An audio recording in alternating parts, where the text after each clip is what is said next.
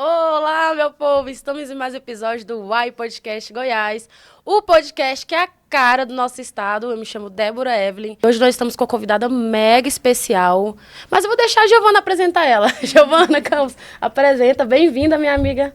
Obrigada, minha amiga. Obrigada a você que nos acompanha. A gente está aqui com a Manuela hoje, que é professora, pesquisadora. Lançou uma campanha incrível de enfrentamento à violência contra a mulher, um mal terrível, né, que tem assolado o Brasil todo, sim, mas em especial Goiás, onde os nossos índices são muito agravantes. E esse ano mal começou, a gente já tem cerca de 20 feminicídios em Goiás e é um cenário de muita tristeza, né? E a Manuela encontrou na educação uma ferramenta de combate importante, né? Se apresenta, por favor, Manuela. Fala um pouquinho do seu projeto para quem não te conhece. Obrigada pelo convite, tá? Obrigada a vocês que nos assistem. Obrigada a repercussão e esse espaço para a gente poder falar sobre o Maria da Penha nas escolas. Eu sou Manuela, como vocês disseram, sou pesquisadora, professora também, gestora de projetos. Sou fundadora da Escambau Produções e, através da minha produtora, nós idealizamos o Maria da Penha nas escolas, que nasceu em 2016.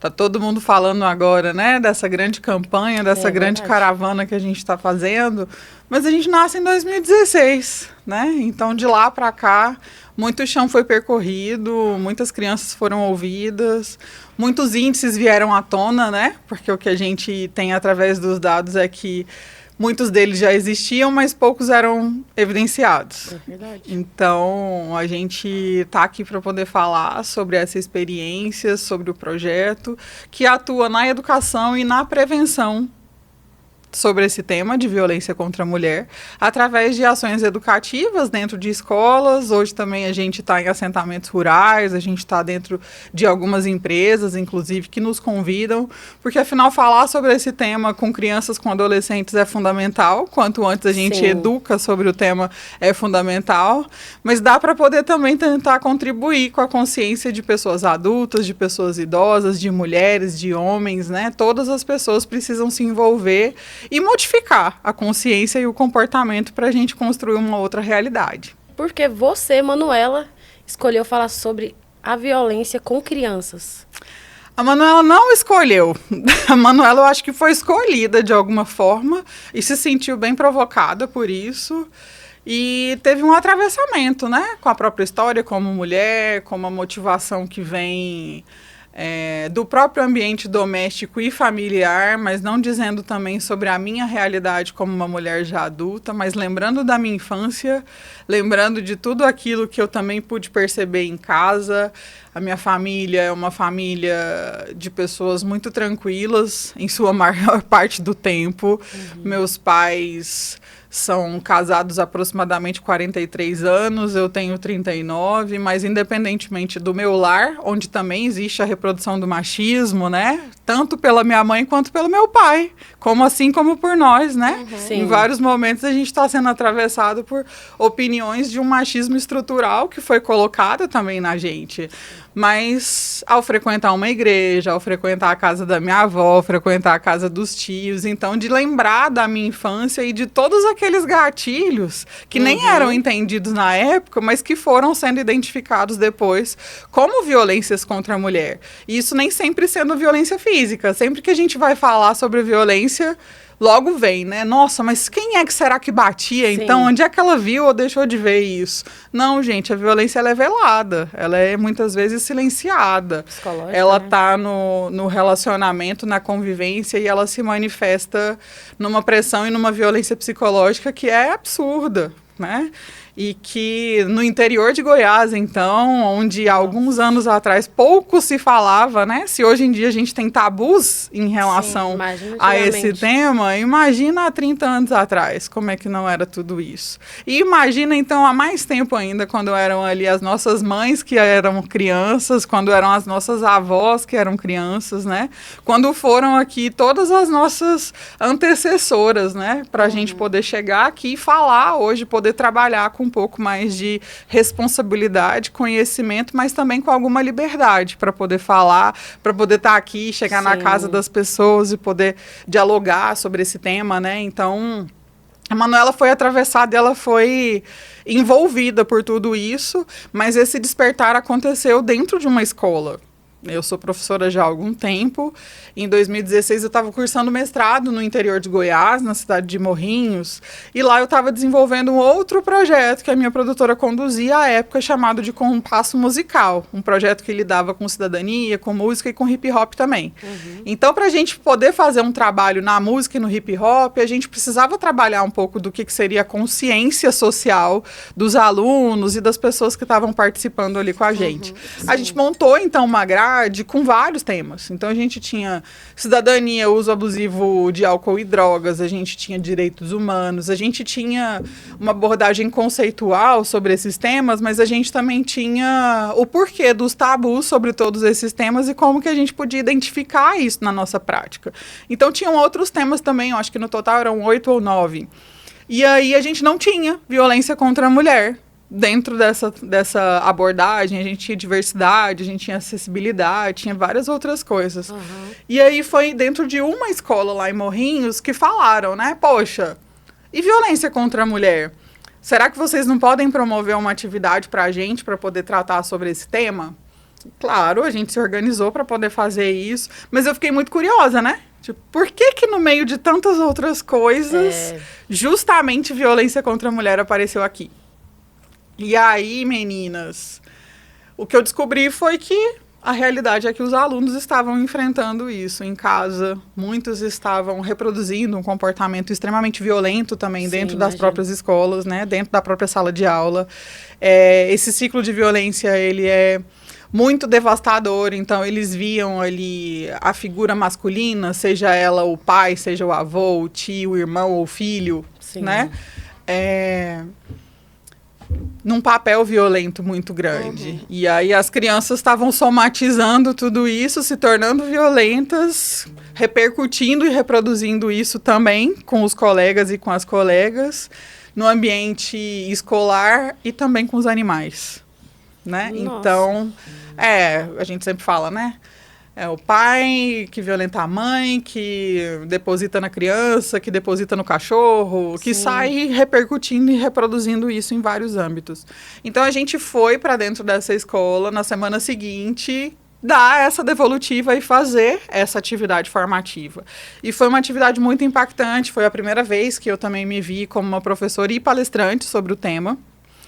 E falar sobre isso com vocês, ou falar sobre isso com quem é adulto que está acompanhando a gente, traz a gente para um momento de reflexão sobre tudo isso que a gente já viveu, que a gente já viu e que a gente continua vendo na TV, em todos os outros espaços. Mas e falar sobre isso com crianças? Quando o emocional ainda está sendo formado, né? Quando tá uma bagunça ali na cabecinha, nos hormônios, em tudo, sabe? Que está sendo aflorado. Então, foi muito delicado e elas se manifestaram de uma forma muito impactante para mim, naquele momento. E aí, as professoras dessa escola falaram, poxa, foi tão importante fazer isso, em muitos momentos a gente também precisa ser formado para poder falar isso. Sim. Tá aqui no currículo, tá aqui no nosso planejamento anual, né? Dentro de toda a rede, todos os dispositivos e as legislações que permeiam a educação, né? Então, o planejamento da Secretaria Municipal de Educação, da Secretaria Estadual, que atende a uma legislação que é federal, que é do MEC, que é da BNCC, mas em muitos momentos a metodologia, né? Como fazer esse trabalho? De que forma falar com essas crianças e com esses adolescentes? Como falar com todas essas pessoas? E aí pediram pra gente, né? Você não tem um livro? Você não tem um material para poder deixar pra gente como referência? Você não tem um site? Não tem aqui alguma coisa que você pode deixar pra gente como um grande manual do que pode ser feito? Aí veio a ideia. Então, eu não, em nenhum momento, Maria da Penha nas escolas foi um projeto milimetrado, calculado, pensado, planejado para poder ser uma resposta. Assim como vários outros que a gente também desenvolve na Escambau, em outros processos e instituições que eu também atuo, né, como gestora de projetos. Ele foi uma resposta que a gente encontrou para poder atender aquela demanda ali, entendendo que essa demanda dialoga com a realidade de Goiás, do Brasil, do mundo, né, de todos os outros espaços. Então, foi dali que eu fui procurar esse livro ou esse manual, ou quais as referências a gente teria, né, no site do MEC, no site do Conselho Nacional de Justiça, no próprio site do Instituto Maria da Penha, que veio ser uma grande referência para a gente, né, não só naquele momento, como segue sendo até hoje. Então, a gente não encontrou nada. A gente encontrou alguns manuais no sentido de o que está previsto na lei, quais os tipos de violência, mas isso para uma linguagem muito jurídica e para pessoas adultas. Nada pedagógico ou didático, e menos ainda para criança. Que é o que mais importa, né? A criança. Como é que você vai falar com a criança se você não conseguir acessar ela numa linguagem que ela consiga te entender e que ela consiga se identificar ali com tudo isso? E aí, como eu já faço gestão de projetos, a gente encontrou um edital de literatura do Fundo Estadual de Arte e Cultura aqui do Governo do Estado de Goiás em 2017. E a gente falou, se não tem nada, a gente vai inventar, a gente vai criar um negócio aqui, vamos fazer um esboço, um conteúdo, e aí para submeter o projeto a gente já precisava de algumas ilustrações e tal, e a gente foi com a coragem e com a ousadia mesmo, assim, naquele momento, sabe? De como é que isso vai ser visto, como é que isso vai ser identificado. Nós não somos nenhuma instituição do Estado, nós somos uma instituição independente. Então, como que a gente também vai ter força suficiente para poder fazer isso? Como que a gente vai entrar na escola para poder fazer isso? Mas o primeiro foi o despertar dessa comunidade, a vontade de querer contribuir e a ousadia de arriscar, e aí a gente teve uma resposta com a aprovação desse projeto. E foi através dessa aprovação que a gente viabilizou, então, o lançamento que aconteceu 5 anos depois. Não sei se vocês acompanham sobre isso de editais e tudo mais, mas a gente tem... Você lançou em 60 municípios, é isso? Quando a gente foi em 2022, a gente lançou a nossa primeira tiragem, com a primeira edição em quadrinhos, com 5.000 exemplares viabilizados pelo Fundo Estadual de Arte e Cultura. Então, a gente tinha ali uma linguagem, uma ilustração, né, uma versão de 25 páginas, e essa edição, esse lançamento, deu um boom de visibilidade, né, de repercussão, assim, para o tema, que cada dia mais, né, se torna realmente evidente. Quanto mais feminicídio, quanto mais tipos de violência identificados, mais a gente precisa falar. Mais a gente precisa estar na base, mais a gente precisa criar outras possibilidades de educar. Então, foram 5.000 exemplares naquele momento. Esse foi um lançamento muito provocativo no Dia Nacional da Literatura. E aí a gente tinha muitas instituições que foram convidadas e que estavam presentes com a gente. Então, a gente foi para uma tiragem de outros 15.000 exemplares que vieram de uma cooperação com o Tribunal de Justiça do Estado de Goiás. Então, a gente teve condições de, através desses exemplares, não ir só para Morrinhos ou só para Goiânia. A gente teve a possibilidade, então, de ir para muitos outros municípios, nem sempre com condições de chegar com a nossa equipe fazendo essa parte formativa, porque é muito do que a gente defende do projeto. Não é o livro em quadrinhos de forma isolada, é o projeto acontecendo com a entrega desse material didático, mas fazendo uma ação pedagógica que forma e que conscientiza as pessoas através disso. Se não, é como todo flyer que a gente pega, como todo e qualquer material didático que a gente recebe na escola, como vários livros que a gente ganha de uma amiga, ganha de alguém da família, e que a gente fala, nossa, que legal, e tudo mais, e que a gente lembra o tanto de coisa que tem para poder fazer. E se não tiver o hábito e o gosto pela leitura e a disciplina para poder se tornar leitor, não vai ler. Vai botar lá na escrivania e vai falar assim, tá aqui, depois eu leio e tudo mais. Eu tenho uma dúvida, que é, como eu citei no começo, na apresentação, né, a gente é um dos estados que mais tem morte de mulheres, mais feminicídios, mas ao mesmo tempo a gente também tem a polícia que mais mata, uma das que mais matam no Brasil, né? Então a gente percebe que essa lógica punitivista não funciona, né, Manuela? A educação é a única ferramenta? Ou quais que são as ferramentas que a gente tem hoje de combate à violência contra a mulher, no seu ponto de vista? Do meu ponto de vista, a gente tem uma legislação muito completa. Isso não sou eu que estou dizendo, mas é uma análise minha também, né? Isso quem está dizendo são os organismos e são as pessoas competentes, né? Especialmente no direito, para poder fazer essa análise e o reconhecimento disso perante a outros organismos de controle e de evidências internacionais. Então, existe um estudo que coloca, inclusive, essa legislação como, acho que a terceira mais completa, né, em relação à temática de responsabilidade do Estado em relação ao direito da vida das mulheres, né? E a lei, ela prevê, de uma forma muito ampla, tudo aquilo que deve acontecer para que a gente tenha um grande sistema que sirva para poder coibir a violência, prevenir a violência, punir essa violência, identificar e punir. Então, a gente tem 3 incisos diferentes, bem no comecinho dessa lei, que está dizendo, se a gente não trabalhar a educação na base, a gente não vai conseguir fazer com que essa temática faça uma formação, contribua com uma formação e com uma transformação cultural e social no Brasil. Então, isso está ali na própria lei, e isso está ali como um indicativo de que quem está agredindo precisa ter mecanismos de controle, precisa ter uma legislação para ser identificado, para ser coibido, para ser preso, para ser julgado e para poder responder criminalmente sobre isso. As mulheres, ao identificarem as tipificações de violência que estão ali, precisam ter uma rede para conseguirem ter um atendimento de saúde, para ter um atendimento psicológico, para ter um atendimento jurídico e para ter um atendimento penal em relação a tudo isso que está acontecendo.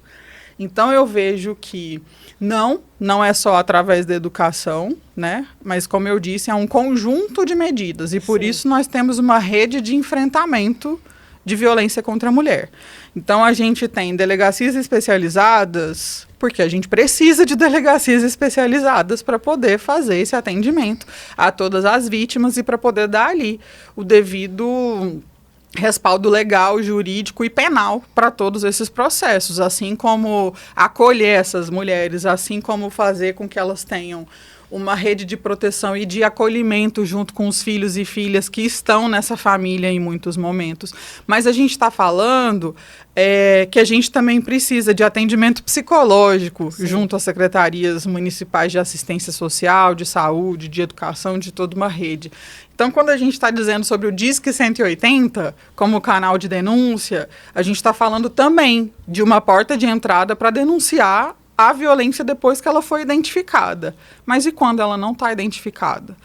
Ou quando as mulheres não têm coragem de usar esse dispositivo, mesmo sabendo deles, para poder denunciar aquilo que está acontecendo? O que acontece com essas mulheres para não denunciar? O que acontece? São, literalmente, muitos fatores envolvidos, e nós, como profissionais, e nós, dentro daquilo que a gente entende como fundamental para poder fazer essa mudança, nós não somos uma delegacia, nós não somos advogados, a gente tem advogados que atuam junto com a gente, mas eu sou pedagoga também. Boa parte da nossa equipe tem formação em pedagogia ou psicologia. Nós somos profissionais capacitados e que nos vimos, através da educação, podendo contribuir com essa temática e de uma forma que nos dá muita segurança em termos de domínio sobre o tema, em termos de didática, de como poder fazer isso, né, sensivelmente com esse público que está envolvido, mas com as redes municipais, educacionais e culturais que acabam estando envolvidas e presentes nas escolas. Mas é isso, a gente tem que falar em todos os lugares e por isso Maria da Penha é nas escolas, né, esse é o nome do livro. São as nossas ações principais, mas a gente também tem tomado proporções para ir e alcançar em outros espaços. Daqui a pouco a gente tem o Maria da Penha na roça, né? Porque afinal de contas a gente está falando sobre isso. Isso que eu ia comentar agora. Porque assim, se as mulheres daqui, que já têm acesso à informação, assim, a grande maioria, elas não denunciam, imagina as mulheres do interior, né? Vocês vão levar, né, para regiões ribeirinhas e comunidades mais isoladas. Como que vai funcionar esse diálogo com essas mulheres? Que vocês estão antenados aí nas notícias, né? A gente teve com a Maria da Penha, a gente deu spoilers ali. a gente já foi em 45 mil pessoas diferentes, né? Seja via Escambau, via TJ, parceria com as secretarias municipais de educação, né? Mas nós estamos como responsáveis por essa tiragem. Já foram 65 municípios no Brasil, sendo a maior parte deles aqui em Goiás. Uhum. Essa caravana vai para mais 12 municípios. A gente acabou de submeter um projeto novo. Acho que vocês sabem que a gente faz questão de dizer sobre o fato de ser suprapartidário, de ser independente, da gente precisar dialogar com todas as pessoas, com todos os municípios, com todas as representações institucionais que a gente tiver, para levar esse debate para todos os lugares e fazer questão de cobrar ali, né? Uhum. A gente precisa fazer. A legenda é X, a legenda é Y, a legenda é Z e tudo mais, não nos interessa. É um diálogo que é educacional, social e que, felizmente, conta com muitas pessoas comprometidas também para poder fazer. E aí esse diálogo foi sendo ampliado para o Brasil todo. Então, aqui em Goiás, a gente tem sido cada vez mais consolidado e muitos municípios têm procurado a gente. E, felizmente, a gente conta com políticas públicas e financiamento de projetos aqui no estado, via editais, onde a gente tem conseguido concorrer, onde a gente tem conseguido aprovar, assim como foi lá o Fundo Estadual de Arte e Cultura, depois veio a Lei Paulo Gustavo, agora a gente tem uma aprovação na Lei Goiás, a gente acaba de fazer uma submissão novamente para a Lei Goiás e agora vão ser 40 novos municípios dentro desse projeto. Mas a gente também tem feito uma abrangência nacional. Então, a gente aprovou um outro projeto a nível nacional para nos permitir fazer captação diretamente com algumas empresas para rodar outros 5 estados no Brasil com grandes seminários de formação para multiplicar isso com profissionais de educação. Mas, além disso, existem outros estados e secretarias diferentes que estão em diálogo diretamente conosco. Um desses estados é o Pará. Nossa. E outro estado é a Bahia. Então, todo esse planejamento já está acontecendo e a gente lançou, né, deu esse spoiler aí para poder dizer, né, para nós aqui em Goiás e para o Brasil todo, que a gente segue ampliando e que a gente precisa fazer esse debate na escola, na agricultura familiar, na nossa casa, na nossa empresa, nas igrejas, exatamente. Mas a gente também precisa alcançar as populações que estão cada vez mais em situações de índices que permanecem velados. Falta de acesso à informação também, né? Zero informação, né? Ou pouquíssima. Então, quando a gente se une ao governo do estado do Pará, através dos seus organismos que estão em relação ali com a gente, para poder dizer, a gente quer e a gente pode somar com vocês, e que as pessoas estão dizendo, poxa, aqui a gente não tem. A gente tem uma rede de enfrentamento? Tem. Mas a gente tem um material, tem uma equipe que está fazendo isso, com respeito e autoridade de poder dizer, nós fomos 45 mil pessoas. Então, a diferença também que a gente entende sobre o que é Estado, o que são esses órgãos e tudo mais, e como a gente atua, é exatamente isso. Como que a gente se une para poder contribuir e fazer também a diferença por onde a gente passar.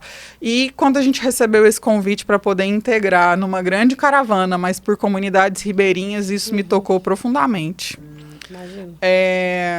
De novo, né? Com não imaginar onde é que esse projeto e onde que todas essas sementes que a gente seguiu e segue plantando poderiam nos levar e poderiam alcançar, né? Então, eu respondo hoje pelo projeto, pela autoria e por toda essa coordenação e viabilidade estratégica e de financiamento e tudo mais, mas nós temos uma equipe muito dedicada, uma equipe muito maravilhosa, uma equipe de 90% de mulheres na sua composição, todas tituladas, competentíssimas, experientes e sensíveis em continuar fazendo esse trabalho, né? Então, dialogar a nossa experiência com uma equipe que está fazendo esse trabalho na base, lá na Bahia, lá no Pará, espero que a gente consiga também no Amazonas e tudo mais, é algo que nos enriquece muito e leva o que a gente também está fazendo para essas realidades. Sim. Lembrando que a gente tem impactos locais e a gente tem uma mudança em termos comportamentais e a gente tem como medir isso também a médio e a longo prazo, né? Sim. Porque a gente tem as ações e tudo mais, mas depois a gente passa. E o que fica ali para aquela escola? Então, a gente tem um material que fica com uma formação de multiplicação ali com os profissionais de educação, que vão continuar usando esse material para seguir fazendo primeiro, segundo, terceiro, quantos debates forem necessários. Além disso, a gente deixa também os exemplares nas salas de atendimento educacional especializado, que é o nosso livro adaptado também para linguagem em braille, em versão ampliada. É maravilhoso e desperta a curiosidade assim, de todo mundo. Então, a gente teve esse cuidado, né, de ser sensível com isso, mas também de atender uma legislação que é nacional. Então, se a gente precisa e quer se comunicar com todas as pessoas letradas para conseguir identificar ali naquele conteúdo escrito qual é que é a nossa mensagem, e não letradas que através das imagens, das ilustrações da Zaya Ângelo, né, nossa parceira, nossa ilustradora, lindas, né? Nossa artista maravilhosa, elas também vão conseguir identificar naquelas imagens ali uma expressividade muito grande, né, bem impactante e ao mesmo tempo esteticamente também bem adaptado, né, para tudo isso. A gente precisa comunicar com quem tem acesso ao livro, mas que não tem visão. Sim, ou tem baixa visão. Todos, né? As palestras, eu quero saber como que funciona, qual que é a reação das crianças, se teve algum caso assim que impactou você, que você fala, nossa, essa criança... A gente tem manifestações das crianças e adolescentes em todas as escolas. Porque a gente aborda isso também de uma forma muito delicada, com pertencimento sobre o tema, mas buscando também construir uma confiança com as crianças que estão ali, naquele momento, né? Então, quando a gente chega com uma atividade de cima para baixo, isso causa uma inibição até, né? Sim. Nossa, olha lá a professora falando lá em cima do palco com uma autoridade sobre isso. Mas eu estou identificando tudo que ela está falando. Como é que eu vou fazer? Será que se eu pedir para falar com ela no final, será que ela vai falar comigo? É como se esse distanciamento endeusasse muito a figura de quem está ali fazendo isso, né? Tem criança também que fica com vergonha, né? Muita vergonha. Mas você percebe, você que já está acostumado, você dá uma olhada e fala, essa criança... Olha o tanto que é difícil, primeiro identificar, aceitar que isso pode estar acontecendo com você. Imagina ter coragem de comunicar um negócio desse. Então, a gente fala na horizontal, a gente transita entre as crianças, a gente dialoga com o olhar, a gente aponta, a gente pede a interação delas durante o momento que a gente está expondo sobre isso. Alguém aqui já viu sobre isso? Alguém já viu? Lembra lá no jornal que passou ontem? Vocês viram isso? Então a gente precisa estar sempre também muito atualizado com aquilo que está repercutindo, né, na imprensa, aquilo que está sendo reverberado e que, infelizmente, todo dia não para de chegar. Né? Não para de chegar episódios desse tipo. Então, quando a gente está falando de algo que foi atualizado na semana passada, acaba de acontecer, né? Um estupro coletivo. Nossa. E entre tantas outras coisas que vão bombardeando a gente de tragédias, né? Uma atrás da outra. Demais. Então, as crianças se pegam, sim, verbalizando, né? Muitas experiências, tirando muitas dúvidas, porque elas querem saber enquadrar certinho. Isso que meu pai está fazendo com a minha mãe, professora, é violência moral, não é? Ou é violência psicológica? É porque você explicou, mas parece que é tão parecido.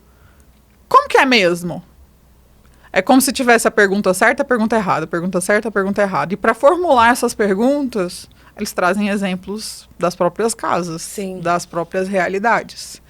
E são muitos. Quem não fala pela boca, fala pelos olhos. Então, as pessoas ficam com aquela identificação, mas ao mesmo tempo com vergonha de se identificarem naquela situação. Veja só, uma pessoa que está sendo vítima está com vergonha de se identificar como vítima. Como se a errada ou como se o grande problema do mundo fosse ela. Então, a gente tem... Como é que se diz? Muitas camadas, né? Sim. A gente tem literalmente muitas camadas envolvidas nisso tudo e a gente tem comunicação acontecendo de várias formas. Então, quando as crianças falam conosco, a gente tem que ter a sensibilidade de ouvir e de também saber, junto com a escola, junto com o conselho tutelar, ou junto com as DEANs que participam da gente, dos batalhões que participam com a gente, das circulações, como e quais os caminhos a gente vai fazer para poder identificar. Lembrando que a criança naquele espaço, ela é responsabilidade do Estado através da escola, claro. né? São todas pessoas menores de idade, então a gente a partir de 10 anos, né, que vocês falam. Sim. Né? A gente tem que ter todo um cuidado também para... A escola está ciente sobre o que está acontecendo? Quem é essa família? Como que a gente pode atuar nessa parceria junto com a escola e com a família? Mas, na prática, é a escola e os profissionais de educação, de psicologia, que vão fazer esse contato com o conselho tutelar ou com o feedback com a própria família para se colocar à disposição para ser auxílio nesse processo. Então, já perguntaram para a gente várias vezes, quantas denúncias de fato foram registradas depois que vocês saíram das escolas? Nós não temos condição de poder mensurar isso. E seria muito impactante, talvez importante, mas também não é o nosso papel. Nosso papel é de fazer o debate educacional sobre tudo isso. O papel da escola em relação conosco é o de monitorar tudo isso e contribuir para aquela criança e aquela família possa se sentir acolhida e com orientação psicológica, com orientação emocional mesmo, né? Para que ela seja amparada. A escola é a porta de entrada nesse momento, então, para poder ser ali o elo de como essa família, como através dessa criança, essa família pode ter esse suporte, como que essa vítima, como é que essa mulher pode identificar esse tipo de violência e quais os caminhos ela pode ter a partir daquilo, além de estar ali no nosso livro, estar ali de uma forma permanente do apoio com a escola. Quem faz a transformação acontecendo de uma forma real todos os dias são os professores e são as professoras. Literalmente, né? Exatamente. Ser mais reconhecidos, inclusive, né? Então, com muita humildade, a gente reconhece, né, a grandeza do que a gente está fazendo, mas, ao mesmo tempo, para nós é uma honra e, ao mesmo tempo, um desafio atuar com todas essas redes, com todos esses profissionais, com todas as pessoas da educação, que está em sala de aula, está na coordenação, está fazendo a merenda, está cuidando da limpeza do ambiente doméstico, está fazendo a segurança dessa criança na entrada e na saída. Todas as pessoas são extremamente importantes e são elas que vão manter esse cuidado diário e que vão estar ali na rede, no dia a dia, contribuindo com todas essas crianças e adolescentes. E tem muitas crianças que enxergam os professores como verdadeiros pais, né? Mais do que os próprios dentro de casa. As próprias inspirações, Exatamente. Né? Lembra na sua infância? Nossa, eu tenho professora minha professora de ciências, a Cibele, eu sei até o número dela de cor. Até hoje, sério. Aniversário dela, olha pra você ver, em 2004, 2005, tanto que ela marcou. Assim, nossa, eu amava a professora de ciências, Cibele, a Zena. Então, assim, e essa parte é muito importante porque o trabalho que vocês fazem dentro das escolas, gente, assim, vocês talvez não tenham nem noção, vocês têm uma noção, mas não tanta, o quanto muda a vida de uma pessoa, né? Porque igual você vê, na minha infância mesmo, meus irmãos, minha mãe sofreu violência doméstica, a ponto da professora chamar, se acontecer isso, nós vamos chamar o conselho tutelar, porque não tá dando e tal, por conta das surras, do que eles estão dando também nos filhos, então assim, isso é uma coisa que marca muito a infância, né? Você tem que ser muito forte e os professores, eles são, assim, extremamente considerados as inspirações, né? Assim como foi na minha vida também, a minha e dos meus irmãos. Então, assim, nós somos muito gratos hoje a muitos professores na infância justamente por isso. Porque nesse momento, não falava muito naquela época, 2005, 2006. Era literalmente um tabu. Eu acho que essa noção do que a gente está fazendo, de verdade, ela só vai... A ficha só vai caindo com as ações também acontecendo. Sim. Então, para a gente chegar dentro da escola e fazer esse trabalho, a gente também tem as nossas casas. Sim. A gente também tem as nossas famílias. A gente também tem todos os outros processos de violência que estão acontecendo com a gente em outros espaços, não só no doméstico. Você, como mulher, deve saber bastante sobre o que é violência institucional. Demais. O que é o ambiente profissional Também. te dizendo sobre o favorecimento. Também. Ou o tratamento diferenciado, né? Para os homens e para você. Sim. Você deve sentir na pele sobre uma coisa chamada assédio, né? Assédio. Sendo ele moral, sexual, Machismo. intelectual, de todas as formas. Ela junta com racismo, então... Você deve saber também.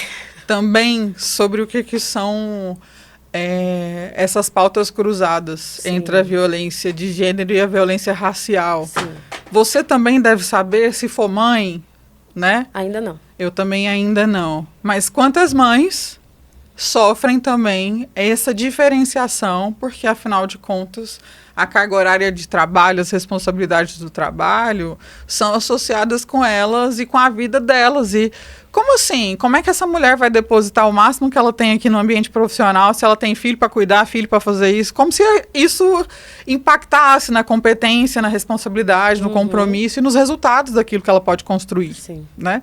Então, sem falar na questão salarial, enfim, são muitos temas também que acabam ficando intrínsecos, que estão lá na escola a partir de uma base que a gente está falando de prevenção de violência, especificamente naquelas que estão dentro da Lei Maria da Penha, que são 5, né? A psicológica, a moral, a patrimonial, a sexual e a física.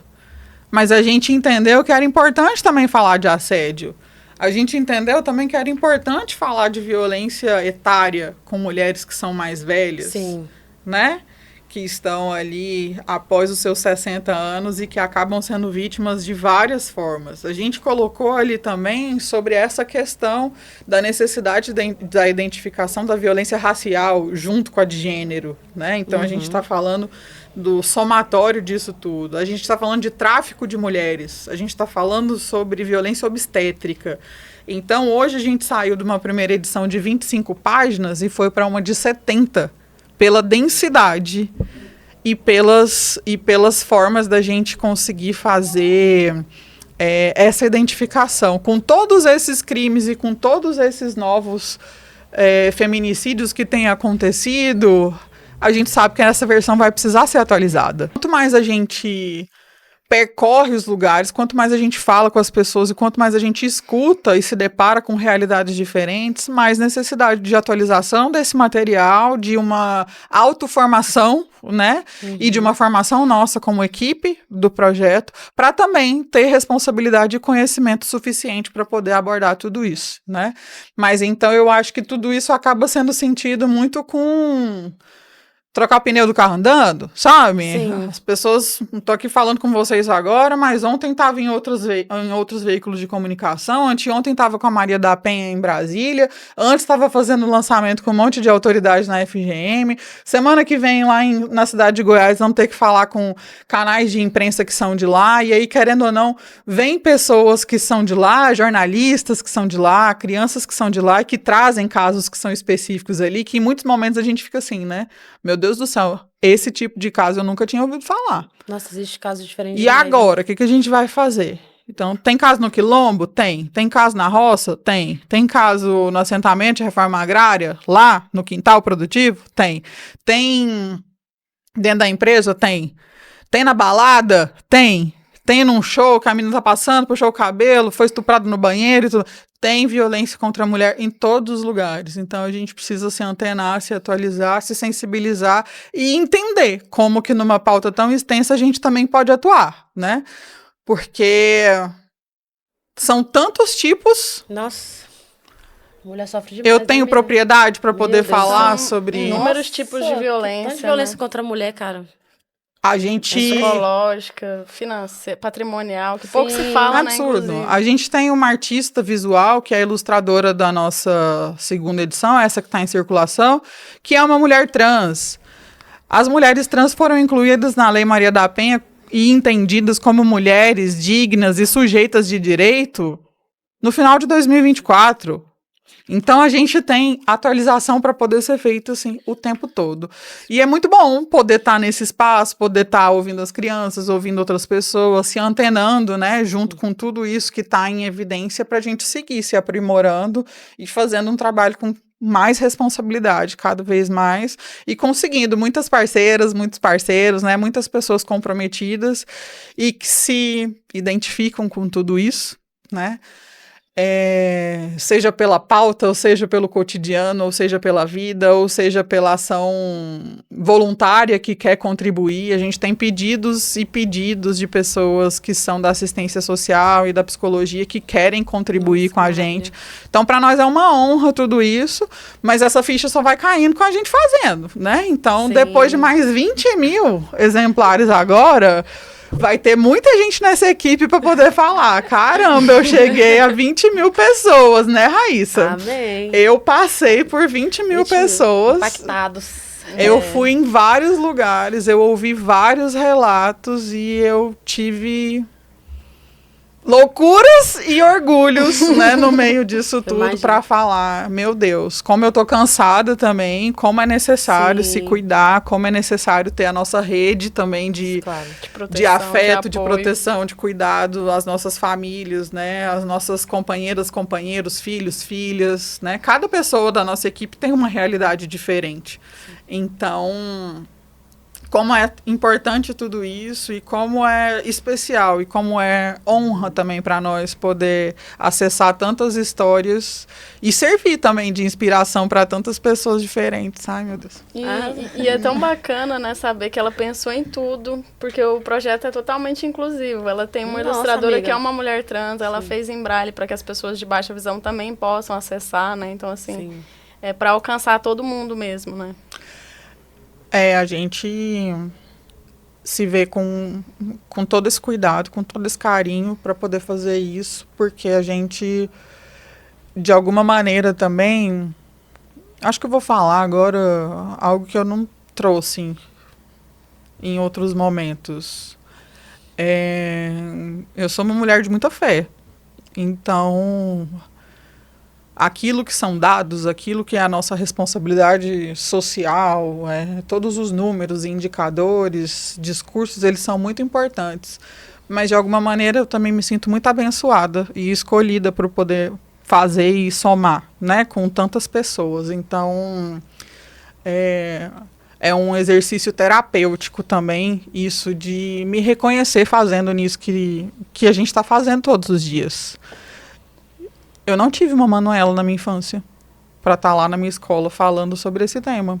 Talvez se eu tivesse, outras identificações poderiam ter acontecido antes e talvez com um pouco mais de consciência e formação, solidez e tudo mais, eu não tivesse também sido vítima em tantos outros momentos ou continue sendo em várias outras situações, né? Porque uma vez também se reconhecendo como vítima, a gente passa por tudo isso que a gente está ensinando. Então, meu Deus, está acontecendo isso comigo mesmo? Ou será que é realmente um mimimi? Será que eu não estou falando, potencializando demais uma situação que é normal? Será que tá certo esse negócio?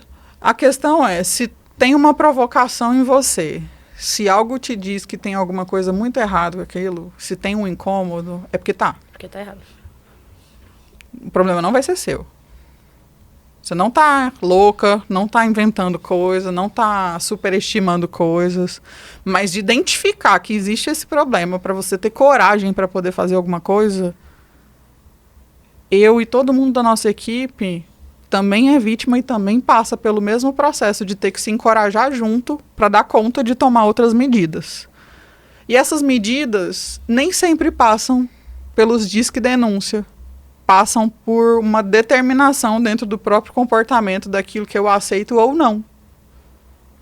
Não tem disque denúncia para você tomar a atitude de poder falar para o seu companheiro ou a pessoa que está na sua casa que aquela roupa que você está usando está extravagante demais. Nossa, vou sair com você com essa roupa? Não vou, não. Tira essa roupa agora. Todo mundo vai ficar te olhando, você não acha que você vai ficar desconfortável, isso, aquilo?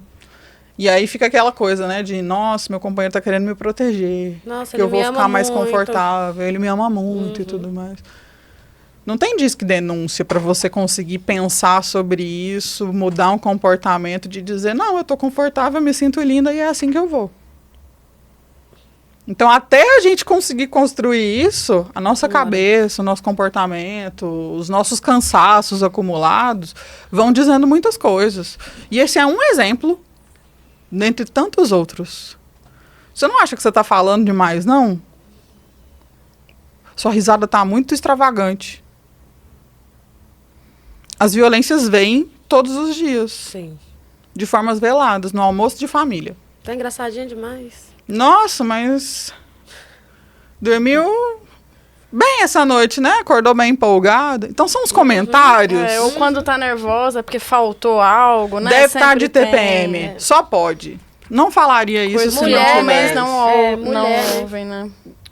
Então, Um homem assim, pode estar de mau humor, pode estar de bom humor. Ele vai ser sempre respeitado, né? Já- A mulher não. você Amiga, tá achando já que você teve- tem liberdade demais Sim. pra poder fazer isso, não acha não? Gente, Não, tá muito livre. Ainda sério, bem, né? já terminaram comigo por conta que você não vai com essa roupa não, né? Eu falei assim, uai, qual parte você não entendeu que eu já estou pronta? Eu vou com essa roupa sim. Levantou. Foi embora. Que bom que você Que fez bom. isso, né? Graças a Deus, né, amiga? Nunca mais voltou. Deus. Não, mas sério, é uma coisa assim que eu falo, cara, é sério isso? Na época, né? Tem muitos anos isso. Eu, uai, como assim? É sério? Nossa, essa maquiagem tá muito extravagante. Pra que passar batom vermelho? Batom Nossa, vermelho. amiga, já escutei Todo demais. mundo vai olhar só pra sua boca. Até no serviço. Você vai usar esse batom vermelho pra quê? Batom vermelho que eu usei? Só isso. Incrível, né? Aham, nossa, eu já escutei demais. Às vezes esse Serviço. discurso vem de próprias mulheres, né? Que também Sim. reproduzem o machismo. Mulher. Hoje, interessante que Mulher, hoje principalmente teve mulher. um evento dos bombeiros com lideranças femininas da segurança pública. A gente entrevistou algumas mulheres e uma dessas mulheres falaram mal do feminismo, falaram que não precisa do feminismo, que elas conseguem lutar sozinhas. E eu fiquei pensando, gente, uma mulher desvalorizando o movimento, né? Imagina Tão o que a gente não importante, vai né, ouvir amiga? dos homens mesmo. A gente tem uma questão estrutural, né? Então é muito difícil e eu acho muito mais dolorido quando vem de uma mulher. Mas, querendo ou não, a gente também precisa se colocar ali, né? Quase que na visão profética de fazer pedagogia com todo mundo. Porque também se a gente vai com todos os nossos direitos de também tá cansado, você não tem que ser educado o tempo todo, né? Não precisa estar ali, né? Na didática, na pedagogia, tipo, não, tô com preguiça, não quero agora não. Agora não, né? Parei e tudo mais.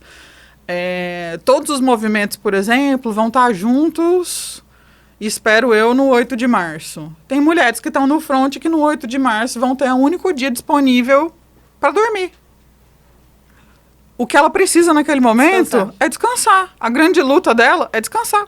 Aí o povo falou, mas 8 de No março 8 é de dia da março, mulher, eu sim, quero todos dormir. os dias. Eu quero descansar. É? Literalmente. Nossa, vai ter uma manifestação Sim. disso, daquilo e tudo. Mas, gente, a gente tá fazendo isso todo dia. O 8 de março é importante demais da conta. Os movimentos na rua são importantes demais da conta.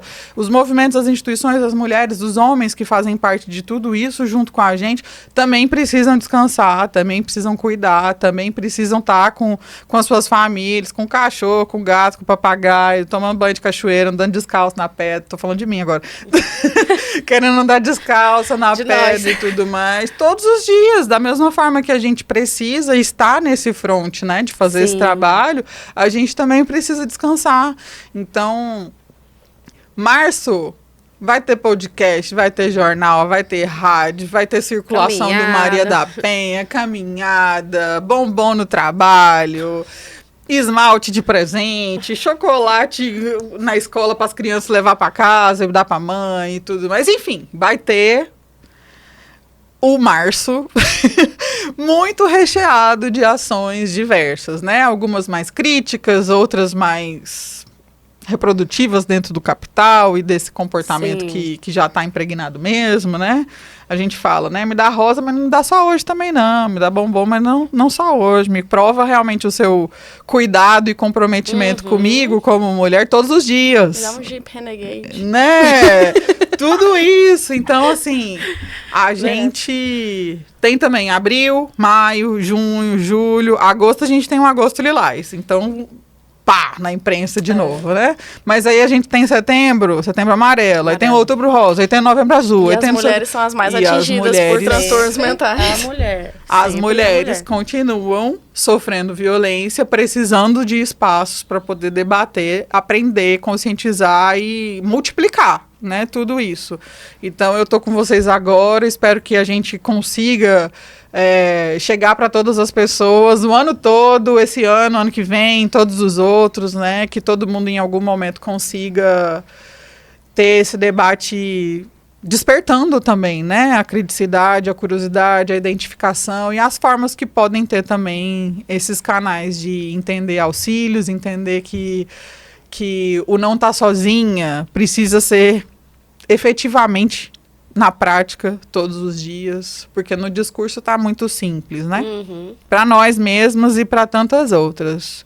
Não, fica tranquila, você tá sozinha. Mas como é que ela não se sente sozinha na prática? Como é que ela não tá sozinha sabendo que ela acabou de sair de casa, que ela conseguiu uma medida protetiva, mas que ela é uma mãe solo agora, desempregada, sem autonomia financeira para cuidar de 3 crianças? Como é que a gente, na prática, junto com o Estado, demonstra que ela não está sozinha? Como é que a gente faz isso no nosso ambiente doméstico, com as nossas famílias, lá dentro das escolas, mas na sociedade, né, de uma forma geral? Sim. Então a gente tem um trabalho, gente, que não vai ter fim. E a gente precisa de muitas outras jornalistas como vocês, né, responsáveis por estar na prática construindo ações e pautas e matérias e repercutindo isso tudo de algo que realmente é grandioso, mas a gente também precisa de muitas outras professoras, de muitas Manuelas, de muitas Raíssas, de muitas Loreanes, de muitas Patrícias, Thaísas, de todo mundo que faz parte disso tudo com a gente, né?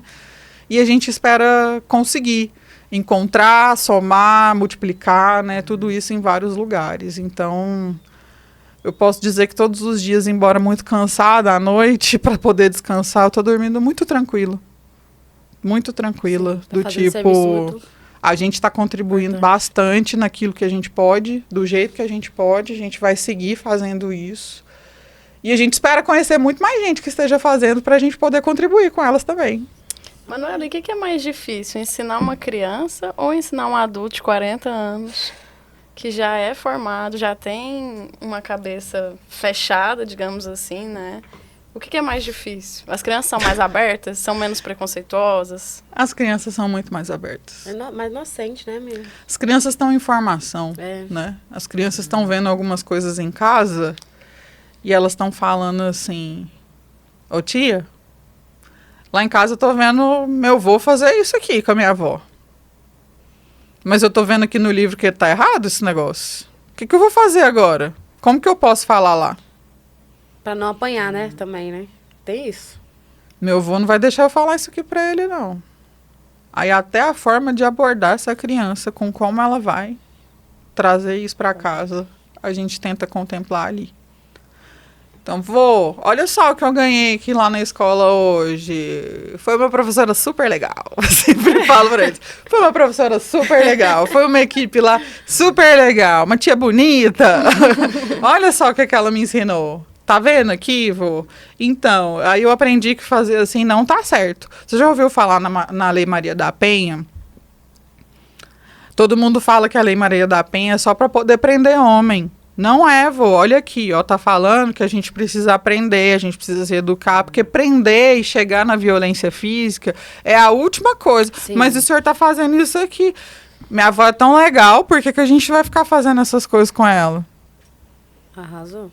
O senhor consegue levantar, servir seu próprio prato, né? A minha avó falou. Entre as outras coisas. Minha avó falou, coloca lá seu namorado, minha filha. Mas minha avó tem 88 anos. Vai fazer 89, né? Coloca lá, minha filha. Pro seu namorado. Ensinaram ela, né? Ensinou. Ela ensinou pra sua avó, pra sua mãe. Sim. Deve ter ensinado pra um monte de tia. Minha avó, Ela falava pega assim, porque eu nunca comi feijão, né? Mas o meu ex-namorado comia feijão, a gente morava junto. Ela falava assim, como assim você não vai cozinhar feijão pra ele? Eu ficava, mas ele também nem gostava muito de feijão assim. Como que você não vai colocar comida para ele no prato? Mas ele consegue, né? Fazer o feijão também, o arroz, a carne, todas as coisas. Ele consegue, ele tem mãozinhas, ele tem saúde, e ele tem mobilidade e algum tempo. Os casais se ajustam, mas enfim, né? Pelo menos refletir sobre isso. Não, vovó, tá tudo bem lá em casa. Inclusive, quem cozinha é meu marido, né? Não sou eu. Quem cozinha realmente é meu namorado, porque tá bem ali. Ele cozinha, inclusive. Mas, Manu, pra gente finalizar, né, amiga? Felizmente temos que finalizar, porque senão a gente fica aqui horas. Eu quero saber como foi seu encontro com a Maria da Penha. Qual que foi a sensação? Nossa, deve ser emocionante, né? O que você sentiu? O que vocês falaram? Porque ela ligou pra você também, né? Teve uma ligação de 30 minutos também? Foi uma ligação em 2022, essa de 30 minutos. Não, mas depois diminuiu um pouquinho. A gente, quando foi lançar o projeto institucionalmente, com essa repercussão toda em 2022, eu fiquei muito preocupada, assim, sempre perguntam pra gente, né? Vocês precisam de algum respaldo jurídico para poder retratar a Maria e tudo mais? A história da Maria da Penha é uma história pública. Sim. A gente tem uma legislação que celebra o nome dela em representação a várias outras, né? Mas se a gente não tivesse movimentos sociais, movimento de juristas, muitas, no Brasil inteiro, e com essa força internacional também que acabou tomando, né, essa denúncia e essa resposta que a gente teve que dar para a acusação da Organização dos Estados Americanos, a gente não teria a Lei Maria da Penha no Brasil hoje. Então, com tudo isso sendo repercutido e com tudo acontecendo, a gente não precisa de uma autorização expressa, de um documento nos autorizando para poder fazer isso. Assim como tem poesia, assim como tem outras obras, assim como tem canções que estão inspiradas e que citam a lei, né? A gente está falando de uma legislação que tem essa notoriedade, esse caráter público e essa história também. Mas eu sou muito sensível com as coisas e aí eu não me vi confortável de fazer esse lançamento sem perguntar para Maria da Penha como é que ela se via retratada naquele material que a gente estava fazendo. Então eu fiz uma carta à mão para ela e mandei antes do nosso lançamento com um exemplar em braille e com um exemplar em versão colorida da primeira edição. Agradeci a ela, disse sobre a inspiração que ela para a minha vida e para o trabalho que está sendo feito. E pedi uma resposta, se fosse possível. A resposta dela veio no envio de um vídeo para a gente exibir na abertura, nessa cerimônia. E aí, com o vídeo, eu já fiquei feliz demais, né? Ai, quero parabenizar a professora Manuela, não sei o quê e tudo mais. E eu assim, gente, o vídeo da mulher tá aqui, gente. Ela sabe meu nome, né? Ela te ligou, 30 minutos. Bem aquela coisa da Tiete, assim. Aí passou o lançamento, no dia seguinte ela me ligou. Nossa. Aí eu vi lá, né, telefone 0... Ih, não vou lembrar agora, o DDD do Ceará. Ai, que coisa! 70 e alguma coisa, eu acho. 73, não, é da Bahia, 73. Não sei, fiquei perdida nos números aqui agora. Aí eu vejo, que é isso, né? Aí eu atendi. Professora Manuela. Aí eu, oi, tudo bem? Naquele momento, assim como agora, muita mídia, muita imprensa, muitos veículos entrando em contato, né? Pra gente dar uma resposta. Aí eu, oi, tudo bem? Quem tá falando? É a Maria da Penha. Eu queria dizer que eu me senti muito linda, bonita, respeitada e tudo mais. Gente, meu pai tava comigo na hora. Eu tava em pé, chegando para uma reunião na porta do elevador lá, esperando. Aí tinha tipo uma poltrona próxima, assim. Aí eu falei, é quem? Eu fui saindo para trás, assim, para poder procurar um suporte e tudo mais. E sentei nessa poltrona. Ela começou a falar comigo, ela não parava de falar de uma forma muito acolhedora, né?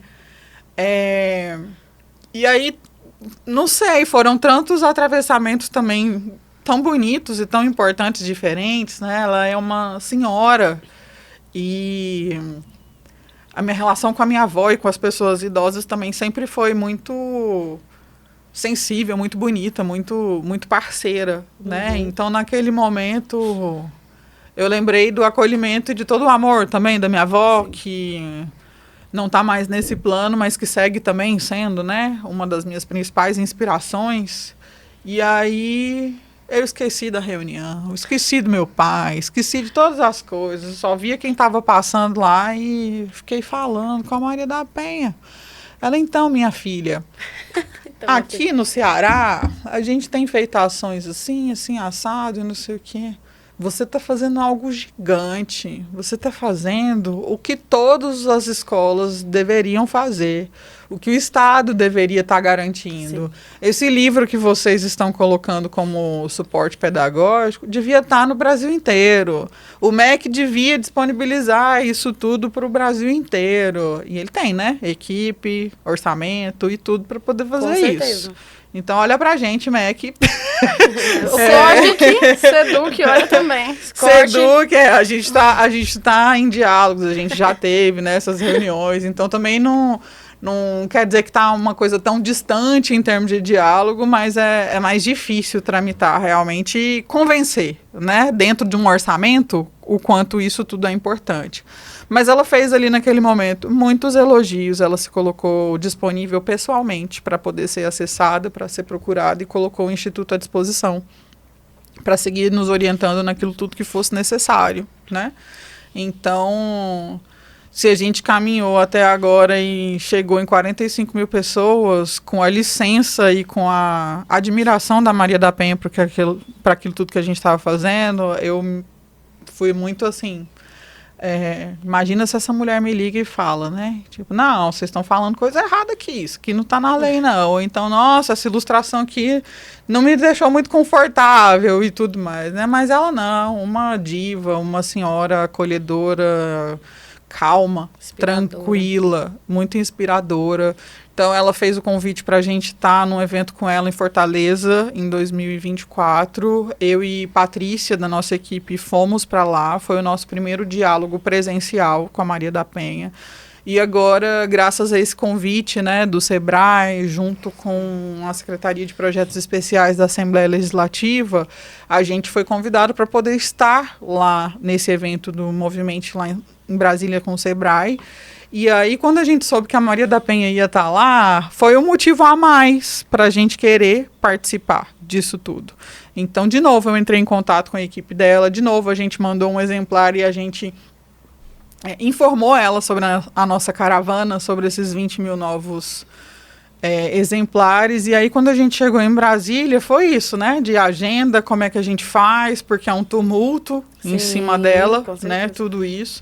Mas a gente teve esse encontro, foi mais um encontro acolhedor, mais um encontro potente, emocionante, de olhar ali na minha frente aquela mulher na cadeira de rodas, agradecendo a gente por estar ali, agradecendo a gente por tudo que a gente está fazendo e questionando junto com a gente que as pessoas esquecem do que está na lei, né? Que eu falei, estamos fazendo o que você tem orientado, porque ela segue, né, através do Instituto nessas orientações com a gente, e a gente segue indo para as escolas e tudo mais. E aí ela fez uma provocação ali, né, tipo, que está na lei, mas eles esquecem, o pessoal esquece e tudo mais. E aí eu disse, né, tem vídeo circulando disso, né, de esquece, mas a gente faz questão de lembrar, não tem problema não. E foi rápido, mas foi marcante. E como tudo foi anteontem, mas eu acho que a minha ficha só tá caindo agora, assim. Aí eu tô falando com vocês. E foi lindo ver a Carolina Andrade, que é a nossa advogada, que estava junto com a gente. Ver as meninas que também assessoram a comunicação, né? E me assessoram... na Escambau, no projeto, nos melindres, nos choros, na estrada, né, vou com essa roupa, essa maquiagem tá boa, não sei o quê. Elas assessoram muito mais também o meu emocional do que o trabalho de comunicação, que são Thaisa e Raíssa, né, que estão com a gente nessa circulação. Foi incrível vê-las também nessa oportunidade de encontro, de vê-las se emocionando, porque querendo ou não, né, a Maria é uma grande inspiração e um grande ícone para a gente. Então, ter, de novo, essa licença, esse abraço e esse impulso para a gente respirar fundo e falar, né? Estamos no caminho certo. Estamos aqui com respaldo, inclusive, pessoal de quem dá nome para essa lei. E ela ainda falou, eu tô tão linda nessa imagem. Então ela gostou muito também das ilustrações, né? Ela já conhecia, mas ela fez questão de dizer, de lembrar, e é isso. Todas essas ilustrações são da Zaya. E a gente tem uma honra enorme também estar com ela. A Zaya é goiana, não sei se todo mundo conhece. É uma ilustradora fantástica, é uma artista que empresta pra gente todo esse talento e essa história também de tantas lutas travadas, né? Na arte, na cultura e no corpo, né? Tudo isso na própria história. Eu não sei em palavras colocar mais, assim, mas é uma reafirmação de compromisso social, de muita dedicação no que a gente está fazendo, mas especialmente de também voltar a ser criança, de voltar a ser tiete, de voltar a ser fã. Isso é muito bom, esse gostinho, né, amiga? Sim. Tava ali com a minha ídola me abraçando, falando, né? Tá tudo certo, continua, tá maravilhoso, lembra mesmo todo mundo que isso é importante. Então foi muito especial e segue sendo. E eu tenho certeza que esse trabalho, esse projeto vai alcançar o Brasil todo. Com certeza. Tenho certeza. Porque você, sendo professora, já é inspiração para muitos, né? E agora está sendo para mulheres, para além, né? Está entrando mais e mais dentro da casa das crianças, né? De famílias. Então, isso é muito importante, Manuela. Parabéns pelo projeto. Parabéns Eu espero pelo que da projeto. próxima vez que você voltar já tenha alcançado o Brasil todo, já tenha um investimento do MEC, já esteja sendo distribuído nas escolas. E volta Todas. aqui, não esquece do Uai, tá? Ó, o Uai Podcast. Eu agradeço, viu, vocês. Foi uma prosa muito gostosa, que me deixou muito confortável, né? Bom. E agradeço muito vocês. É muito importante ter, como eu disse, os veículos, mas ter as mulheres reconhecendo tudo isso. Então, estar sentada com mulheres falando sobre isso, com tanta autoridade de tantos lados, né, é muito importante. Eu estou muito emocionada, acho que dá para todo mundo perceber, e estou muito grata por tudo isso, tá bom? Muito obrigada. Eu também até fico emocionada, porque não é todo mundo que tem essa coragem, não é todo mundo que tem essa iniciativa. A gente sonha, a gente quer transformar a vida das pessoas, mas muitas vezes a gente fica só no sonho. Você não, você foi, e você foi com garra, com determinação, e tá vendo aí seus sonhos sendo cumpridos, né? Muito satisfatório. Parabéns. E continuando, Obrigado. né, amiga? Dá a mãozinha aqui. Obrigada. Tá até gelada aqui, gente. Eu tô nas lágrimas e nos arrepios aqui. Agora Muito pode cortar que obrigada. a gente vai chorar. Muito obrigada. Obrigada a todo mundo da técnica, da assessoria aqui, os meninos que estão ali também participando disso tudo, Raíssa. Um beijo pra Escambau. Gente, então é isso. Espero que vocês tenham gostado. Todo mundo emocionado aqui, né, amiga, hoje. Um conteúdo muito importante. Eu tenho certeza que esse projeto vai chegar, vai alcançar o Brasil todo. Curta, compartilhe, né? Uai Podcast Goiás, a conexão certa para quem busca a verdade. E até a próxima. Beijo para vocês. Que lindo. Arrasou.